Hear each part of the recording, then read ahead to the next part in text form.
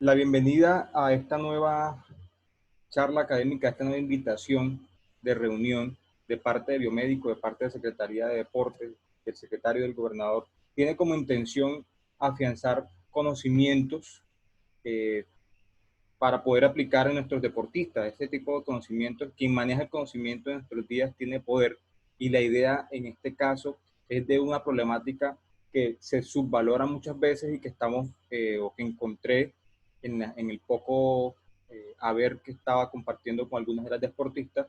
En esta imagen de acá vemos una mujer haciendo ejercicio, porque específicamente este tema habla de las mujeres. Entonces podríamos hablar perfectamente de que este tema es una tríada de la mujer atleta, y no estaría mal decirlo, porque la mujer es la que tiene una carga energética, digámoslo así, junto con una carga hormonal y unos pulsos que ciclan mensualmente. Ya sabemos por qué, ya sabemos su característica particular y por qué diferencia, o por qué está diferenciada en este caso del género masculino.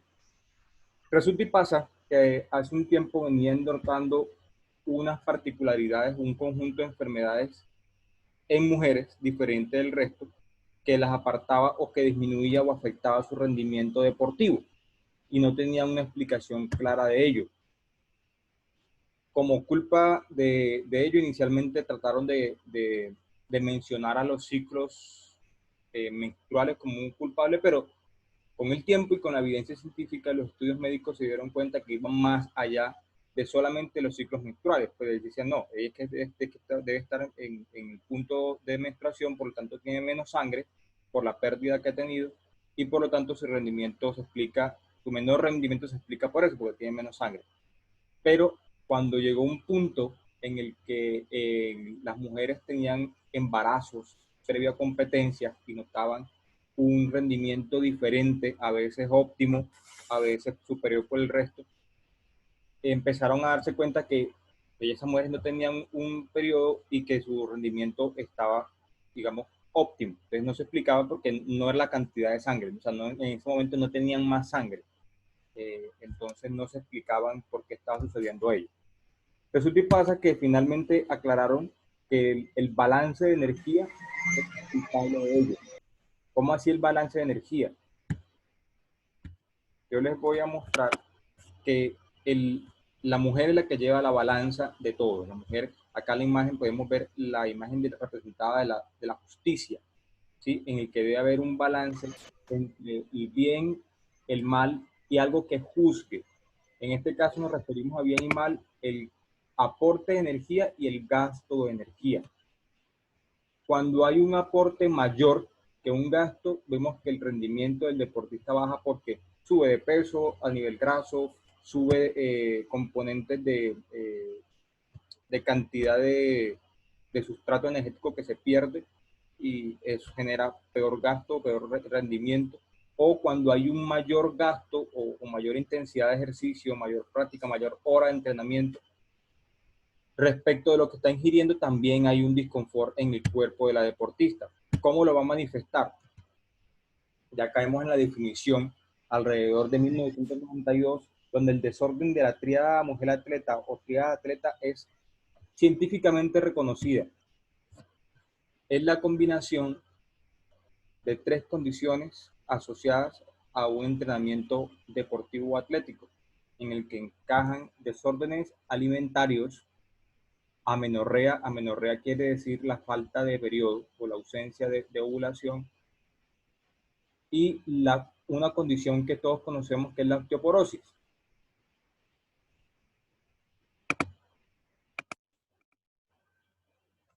Entonces, combinando desórdenes de alimentación, falta de periodo y la osteoporosis, se junta o se configura una triada de la mujer atleta.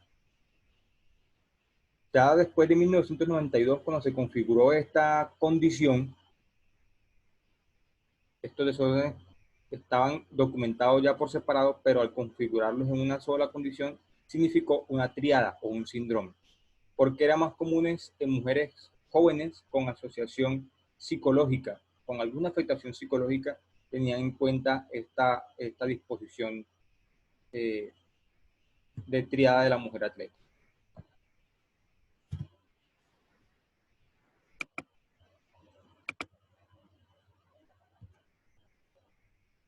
En 1997 fue primera vez documentada por la ACSM, que es la Asociación de Medicina del Deporte Americana.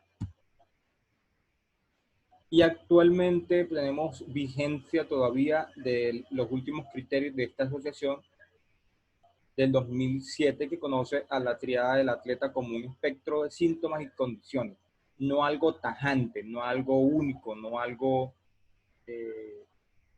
exacto, no ciencia exacta, que incluye una disponibilidad de energía baja, una función menstrual disminuida, una densidad mineral ósea también disminuida.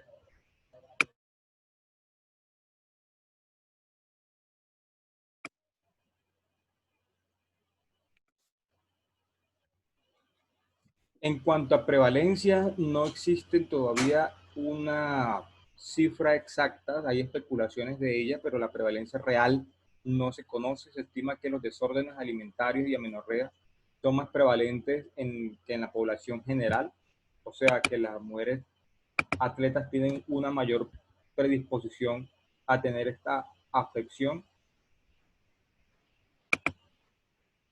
Y estadísticas actuales en Colombia no contamos como tal, por la poca casuística que podemos llegar a tener de esta condición. Estimativos de algunos deportes de 1998 son los que tenemos a disposición actualmente.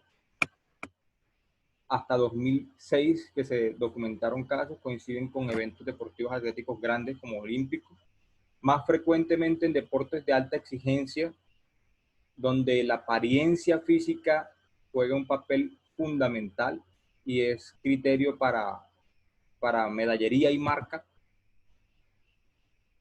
y también aquellos de alto, en el que el peso alto influye también en su desempeño.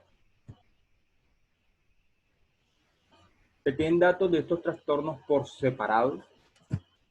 Anorexia, bulimia presentan un 0.5 a un 1% de la población de mujeres jóvenes, pero se piensa que su incidencia es mucho mayor en atletas y se reconocen cifras de hasta 62% de prevalencia, con un mínimo de un 15%. Entonces es un rango muy alto y nadie se atreve a deliberar una cifra.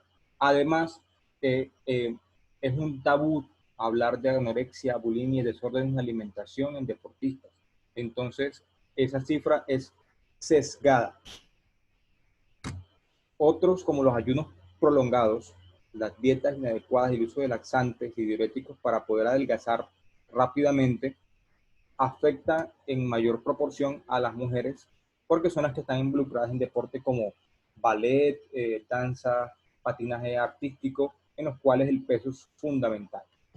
Mientras que la amenorrea por separado afecta entre un 2 a un 5% de las mujeres en edad reproductiva, pero más en las deportistas, en un 40%. Entonces podremos estar haciendo un estimativo por cada una de ellas por separado, y no es despreciable pensar que menos de la mitad de nuestras deportistas, alrededor de un 40%, y en un menor porcentaje, un 5%, podría estar afectada de esta condición. Acá hay una serie de artículos que denominan la prevalencia de este síndrome o de esta tríada de la mujer atleta en deportistas de secundaria, y determinan que aislado es mayor su frecuencia, pero con dos componentes o más, un 5,9% presentaban alguna afectación de estas, de desórdenes de alimentación, amenorrea y baja en la densidad mineral ósea. Esta sigla de BMD es densidad mineral ósea en inglés, densidad mineral ósea. En combinaciones de ellas encontraban un 4,1% de desórdenes de alimentación, amenorrea y algún grado de afectación de la masa ósea. Entonces vemos que no es tonto pensar que algunas de las fracturas que tenemos en los deportistas se les pueda echar la culpa a este desorden. Ellos concluyen, o estos estudiadores, deportistas que fueron estudiados acá, se les concluyen como un riesgo a largo plazo para la salud asociado a el deporte y la menor cantidad de huesos que tenían en cuanto a calidad. Entonces determinaron un alto riesgo de estos atletas para tener accidentes y para tener enfermedad. Este fue un estudio del 2006, entonces no estamos hablando de algo lejano o improbable. ¿Qué factores de riesgo constituyen para esta enfermedad o para la mujer atleta? Lo que le ha vendido el comercio y el mercado a las atletas, que todas deben ser fit, que todas deben tener cierta estatura, que todas deben tener cierto peso, que ahí existen miles de dietas mágicas para poder bajar rápidamente de talla, la restricción de las comidas o las comidas prohibidas, que esto sí, que esto no, las exigencias físicas, comparación con otros deportistas, estándares de la competencia, periodos precompetitivos en los cuales se juntan bastante cantidad de deportistas en un mismo sitio de práctica, influencia externa de los entrenadores, patrocinadores, costumbres y hábitos locales y familias disfuncionales. Esos son los factores de riesgo externo que presenta la mujer para desarrollar una menor disponibilidad de energía, una baja disponibilidad de energía que predisponga a que esté comiendo menos, que esté con menor rendimiento. ¿Por qué se afectan esos ejes? Porque a menor disponibilidad de energía, ya sea por menos comida o mayor gasto, lo que mostré al principio de la balanza, ese imbalance de menor disponibilidad de energía afecta inicialmente el componente más vistoso de una mujer, sus ciclos hormonales y sus ciclos menstruales. Algunas tienen predisposición genética, pero vemos que las mujeres en edad reproductiva son las que mayormente están afectadas. Tanto la configuración global, es decir, el peso total, la masa muscular, se afecta. También se afecta el autoconcepto y la baja autoestima predispone a que tengamos este trastorno. Entonces vemos a esas mujeres que tienen una autoestima muy baja, que son introspectivas, poco abiertas a hablar, a relacionarse, que también de pronto tienen algún antecedente de un abuso sexual, abuso físico, más otros predisponentes psicológicos, llevan a una baja percepción de su autoconcepto y su configuración corporal se ve afectada, así como su ingesta de alimentos. Ingesta de alimentos que inicialmente inicia un inicio temprano de entrenamientos específicos, que afecta también o aumenta el volumen de entrenamiento en esos momentos previos a la competición y que se fomentan con esas disciplinas que exigen delgadez, como voleibol, baloncesto, ¿sí? En los que el mismo fútbol de salón, fútbol normal o convencional, exige un nivel de delgadez tal que puede llevar a la deportista a experimentar bulimia y anorexia. ¿Qué otros deportes?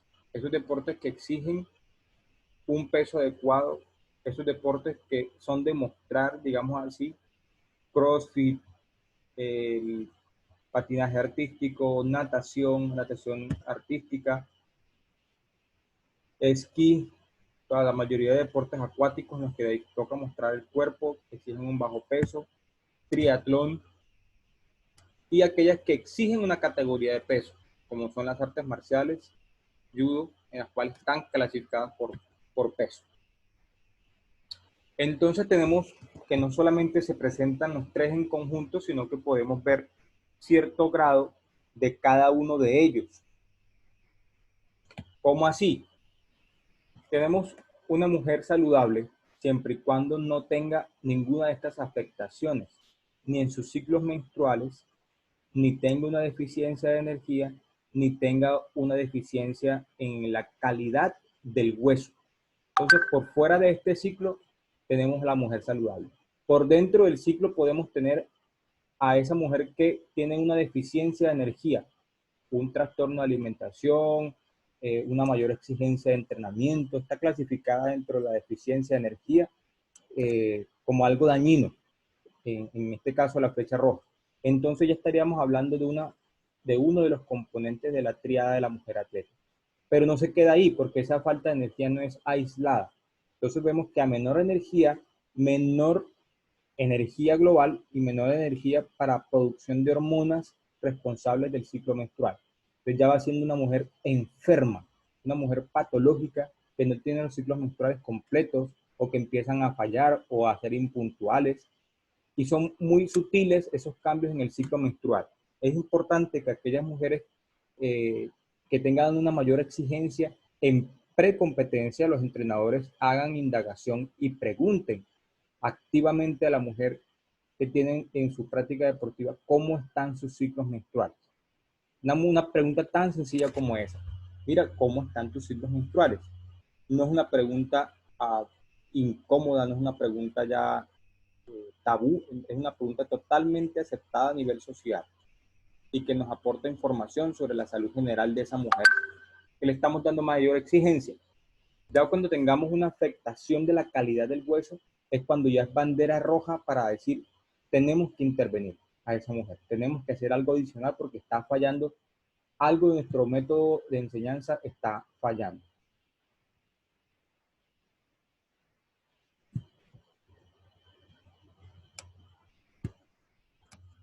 Y podemos tener a esa mujer no solamente en combinaciones de ellas, sino también de dos componentes, como lo son combinar falla de energía y falla en el ciclo menstrual, o combinar falla de energía con falla de hueso, o combinar fallas en ciclo menstrual con falla de hueso. Las hormonas del ciclo menstrual están estrechamente relacionadas con la calidad del hueso. Entonces las mujeres están desarrollando calidad de hueso hasta aproximadamente, desde que inicia su ciclo menstrual en la menarquia, hasta aproximadamente eh, los 40, 50 años, los 45, perdón, a 50 años de edad, donde están rayando en la menopausia, teniendo un pico de calidad de hueso acumulado a los 30 años. Pero también tenemos otras condiciones asociadas a esta triada de la mujer atleta, como problemas de baja autoestima, depresión, trastornos de ansiedad o complicaciones médicas, complicaciones cardiovasculares, sobrepeso, alteraciones en el esqueleto, la fusión de las hormonas gastrointestinales o de los riñones. También se puede acompañar de un espectro de infertilidad, embarazos inesperados y fracturas por estrés. Ojo, voy a hacer un stop acá para resaltar donde estoy ubicando el puntero. Fracturas por estrés. Dícese de aquellas lesiones de hueso tipo fractura o fisura, o sea, que se rompió el hueso pero no completamente, que no están precedidas de de una lesión traumática, de un golpe, de una caída, sino que son fracturas generadas sin que alguien lo haya golpeado, sin que nadie se haya caído, sin que nadie le haya agredido.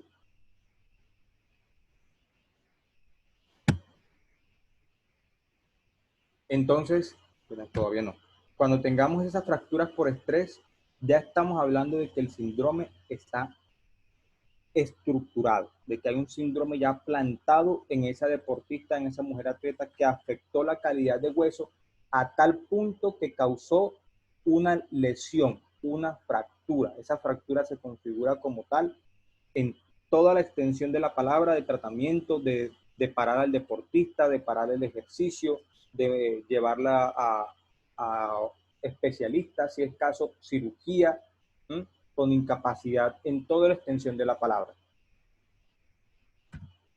No debemos pasar por alto que todo inicia con una dieta, que todo inicia con una restricción de algo, con que no, la deportista anuncia que va a dejar de consumir carbohidratos, anuncia que va a dejar de consumir cierto grado de proteínas, de alimentos, ¿sí? Ayunos intermitentes, ayunos, dietas cetogénicas, son el caldo de cultivo o el abono para generar desórdenes alimentarios como la anorexia atlética o la bulimia. ¿Sí? Estas personas, esta mujer empieza a omitir cierta cantidad de alimentos y luego deja de consumirlos y deja de sentir hambre. Cuando hablamos de anorexia atlética, hace referencia a los momentos previos a la competición en la que la deportista modifica su hábito de alimentación o lo suprime o deja de sentir o deja de comer. Y bulimia, aquellas que se inducen el vómito luego de la ingesta de la comida. ¿En cuánto tiempo se puede configurar una menor calidad de hueso? Cuando decimos menor calidad de hueso, decimos densidad mineral ósea. No se dejen confundir por el término. Estamos hablando de la calidad del hueso. Se puede configurar en un lapso de hasta 6 meses, en que empieza la menor disponibilidad de energía y se configura una menor afectación de la calidad del hueso. Empieza a producirse menos estrógeno, lo que se configura, como se llama como hipoestrogenismo. Menos estrógeno. El estrógeno es la hormona madre del periodo hormonal de la mujer, que hace los ciclos mensuales y produce la menstruación. Pues este estrógeno es una hormona anabólica, es una hormona que aumenta todos los procesos del cuerpo, que mejora la calidad del hueso por encima de los hombres. Entonces, cuando los estrógenos están en su pico de producción, hay una oportunidad muy buena para que la calidad del hueso mejore o empeore. En este caso, estamos hablando de que empeora porque hay menos estrógeno.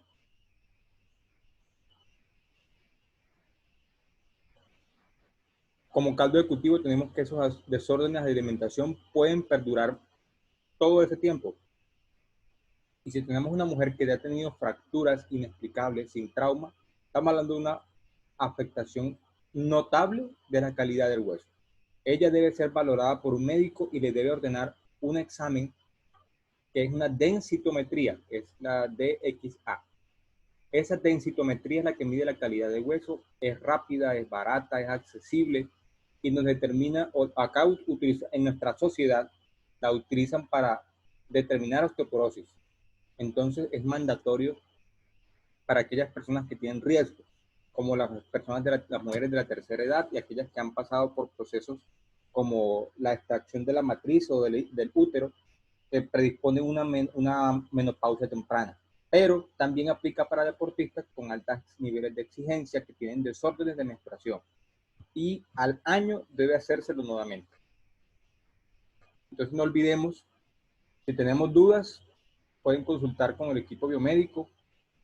Si la persona o si la mujer tiene un poco más de iniciativa, de una vez le podemos sugerir, y si tiene los medios, que se haga una densitometría como screening, como control. ¿Ok? ¿Cuál es el tratamiento para ello? Bueno, antes de hablar de tratamiento, hablamos de prevención como tal. ¿Qué puede hacer el entrenador para poder prevenir esta condición? Uno, educar. Educar a la mujer que está siendo sometida a altas cargas, que está siendo sometida a estrés psicológico, que está siendo sometida a altas dietas. Educarla en no exceder los límites, en que debe optimizar la disponibilidad de la energía en los puntos fundamentales del entrenamiento, en que aquellas atletas que son niñas o adolescentes deben tener siempre la comida, que no deben tener restricciones para poder maximizar la acumulación de esa densidad mineral ósea, sobre todo aquellas deportistas que están rayando los 30 años.